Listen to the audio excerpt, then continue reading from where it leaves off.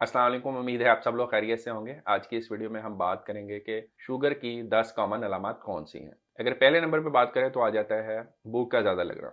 मरीज़ अक्सर कंप्लेंट करता है कि मैं खाना खा भी लेता हूँ लेकिन उसके बावजूद भी मुझे ऐसे फील होता रहता है जैसे मैंने अभी कुछ नहीं खाया और ज़्यादा खाने को दिल कर रहा होता है। दूसरे नंबर पे अगर बात करें तो आ जाता है प्यास का ज़्यादा लगना। मरीज़ का दिल कर रहा है कि बार बार पानी पीता रहूं, गला खुश्क रहता है और पानी पीने को दिल करता रहता है। तीसरे नंबर पे अक्सर मरीज़ ये कंप्लेंट करते हैं कि हमें बार बार पेशाब आता रहता है। रात के वक्त भी जब हम लेटे होते हैं तो हमें बार बार पेशाब आ रहा होता है। चौथे नंबर पे अगर बात करें तो आ जाता है बेचैनी, यानी जिस्म के अंदर हर टाइम पे ऐसे फील होता रहता है जैसे कोई बेचैनी सी है, इरिटेबिलिटी सी है और सुकून महसूस नहीं होता। पांचवें नंबर पे अगर बात करें तो आ जाता है जख्मों का देर से भरना, यानी अगर कोई कट लग गया है या कुछ जख्म हो गया है तो जितनी जल्दी से उसे हील होना चाहिए उतनी जल्दी से वो ठीक नहीं होता और जख्म बेहतर होने में रूटीन से ज़्यादा टाइम लग रहा होता है। छठे नंबर पे बात करें तो आ जाता है ठंडे पसीने आना। मरीज बैठा हुआ है, अचानक से उसको ठंडे पसीने महसूस होते रहते हैं, तो ये भी शुगर की अलामत में से एक अलामत हो सकती है। सातवें नंबर पे अगर बात करें तो दिल की धड़कन का अक्सर तेज रहना भी शुगर की अलामत में से एक अलामत हो सकती है।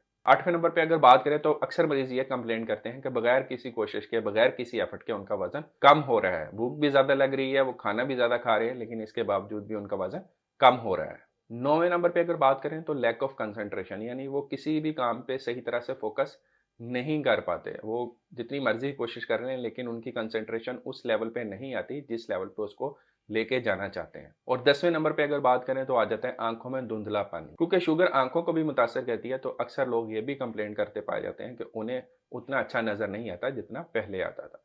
तो ये 10 कॉमन अलामत हैं जो शुगर के मरीज में पाई जा सकती हैं। अगर आपके अंदर इनमें से कुछ अलामत हैं तो आपको शुगर का टेस्ट जरूर करवाना चाहिए। अगली वीडियो में हम बात करेंगे कि आप शुगर के लिए कौन से टेस्ट करवा सकते हैं। अल्लाह आपको, आपके घर वालों को और तमाम अहल-ए-याल को अपने हिफ्ज़-ओ-मान में रखे। वीडियोस को देखने का, चैनल को सब्सक्राइब करने का आपका बहुत शुक्रिया। अल्लाह हाफिज़।